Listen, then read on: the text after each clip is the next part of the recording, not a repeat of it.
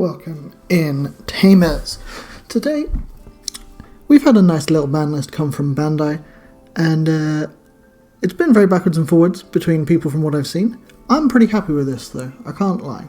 Let's start off with the biggest kicker, Sayo and Co, the little criminal that has kind of just driven so many turn skip OTK, not even OTKs, but just turn skipping decks that meant that your opponents wouldn't be able to play the game much at all. They might as well have not been there, right?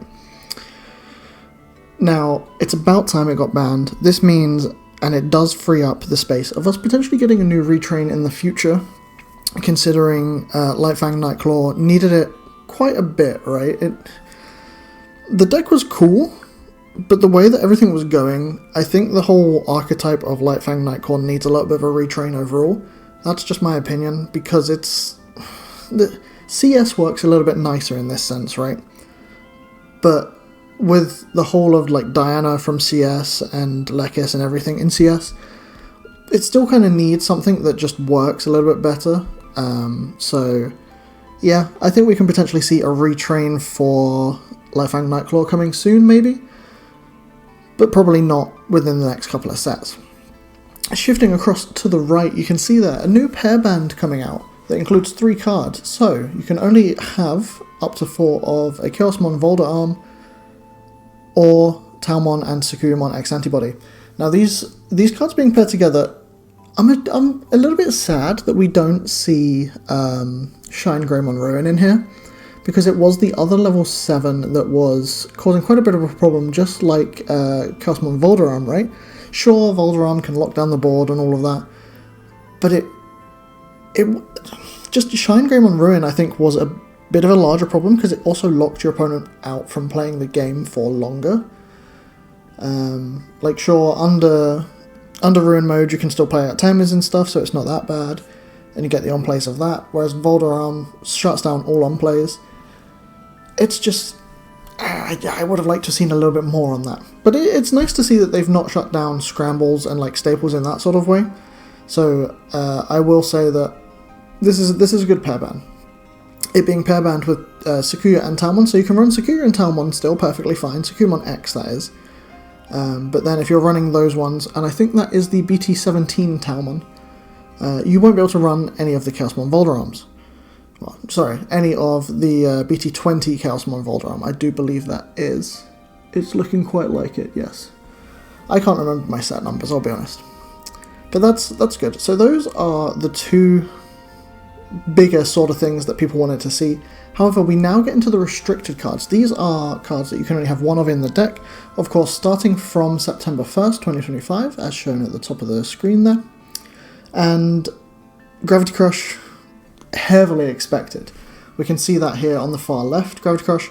Very nice to see it at 1. We've seen Hammer Spark and Jackraid be hit to 1, so it was about time that Grav Crush got hit as well. And it was only a matter of time.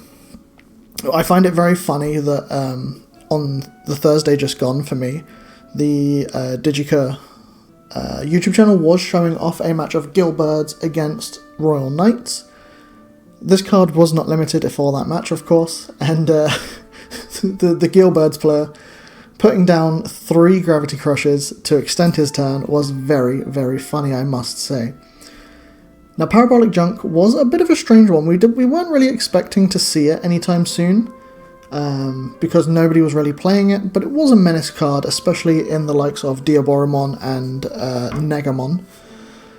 So that was quite good to see. I think all of the 0-cost memory gainers is definitely one that we're going to see gone, but there is still one at large, and it is, of course, Tropical Venom.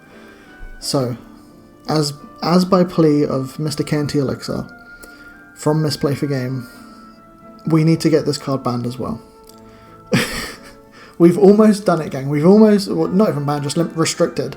We've almost got all of the 0-cost memory gainers restricted. Let's keep it going, let's push it forward, and we are so close to having it done. More expected cards here was Rush Gilmon being restricted to 1. This card has been an absolute menace during the likes of Megidramon, Gallantmon, Gillbirds, in just any red purple package. I think it's started to come back in the Cerberus package now as well, right? Because it's got part purple. So many people are just running it in any red or purple base and just running the Gil engine. But this does kind of shut down the Gil engine a little bit more. Growlix still at large, I must say. That card very strong, so it can obviously recur it if you see it in trash. But you need to see it in the trash to begin with. And that's kind of why, like, Calling from Darkness is still at 1, for example. Because if you see it, then you're good to go. But if you don't, then you're just not. But with purple being able to get cards into trash very easily, I think we're still going to see Rush Gilmon be out a lot. And we might potentially see it get hit to 0 at some point. Now this Growlmon, I'm pretty sure this is the EX3 Growlmon, so quite an old card, I must say. But the problem here was the ability to delete one of your other Digimon really early and get the security attack +1. This works really well with the likes of the Growlmon X, like I was saying, where you get a guaranteed delete on your side of the board. So if, for example, you've got 2 stacks, you're in Growl X, and your Digimon with this Growlmon in its sources attacks, you can delete your Growlmon X, spawn out another Guilmon, and it's basically like you've lost nothing at that point, right? Especially with all of the memory gains that's going on in all of your stacks as well. So it's nice to see this card be even considered for a restriction, but I don't think it was on anybody's list to get restricted. Growlix definitely would have been the play there. Another red card again. Red seems to be the problem for this restriction list, of course, but we are looking at Garudamon X Antibody. I can't remember what set that's from. I want to say BT 16 or 17. I could be incorrect though. But of course, this card coming down for 8, gaining Rush, doing all of its evolves, but of course also coming down and returning from trash any red card. So just being able to loop itself really, really easily. I don't feel like it was the problematic card of Gilbirds, but it is nice to see that they have got rid of it, and it's also another card that just burns the security, just limited to 1. So in my eyes, this is a good hit. This is wasn't needed as much in my opinion, but it's appreciated, Bandai. Thank you very much. Now, this is where the controversy may begin. We are looking at Digivolution plugin S, all the way from EX2. So once again, a really, really old card, but not the oldest one on here, I believe. We all know what it does. It's run in Sakuya. It's basically, it used to allow you to 8 scramble, right, basically. This plugin, I think we're going to get a retrain in the new starter deck. It's going to be something slightly different. Maybe the evolution cost is going to be higher or lower or whatever, something. It's going to maybe just reduce the evolution by 1. I don't know. It might, but then why would you run it if you're only reducing it by 1, that sort of thing. It was just very strong in conjunction with scrambles, right? So it was either going to be this or scramble, in my opinion. And seeing this restricted to 1 makes it a lot more... it makes a lot more sense. Why would they hit the scrambles that work with all just the basic colours, right? So yeah, I think we're going to see some retrains coming in, and I'm excited for it. Speaking of Sakuyamon BT, which one is that? We can take a look quickly. Live looking, Sakuyamon. Which one is it? That is the BT... Where is it? There. That's the BT19 Sakuyamon. The one that, of course, spawns a Pipe Fox token when an option is used. Not only that, the draw 2 was very, very, very, very, very strong. Like, why is Sakuyamon letting you draw 2 cards and then use an option to just scale further? I mean, combining this with Sakuya X, wherever she's gone, just here, you're getting 2 tokens down pretty much, right? Because not only that, you evolved into Sakuyamon for free off of any of your options. Draw 2, play just like a memory boost, for example, and then you don't even need to scramble because it costs 1. But you just go into Sakuya X, do it all again, but this time you're ending on Voldaram or Ruin mode after an attack, probably. But very strong, very happy to see it. Why yellow got draw 2 to begin with, I will not understand. It's strange. It's like it's the same sort of problem that Kuzuha had, in the sense of just being able to use an option card and then spit out another body, right? So you could spit out a body, go searching again. This one is just draw 2, like why? Sure, I thought the protections would have been played a lot more, but for some reason they just printed draw 2, spawn a token, play an option for free. It's especially 5 cost or less as well. I think what they needed to do was really stick to the 2 or 3 cost or less. I don't think going up to 5 cost made any sense. I understand why, because of the plugins, but just specify plugin, right? You've done it here. Or lower option card that has plugin in its name. Like, there you go, that's perfectly fine. Like, that's perfect wording. That you have to use a plugin. Yeah, but that's my opinion. Moving on, Royal Knights of the Purge.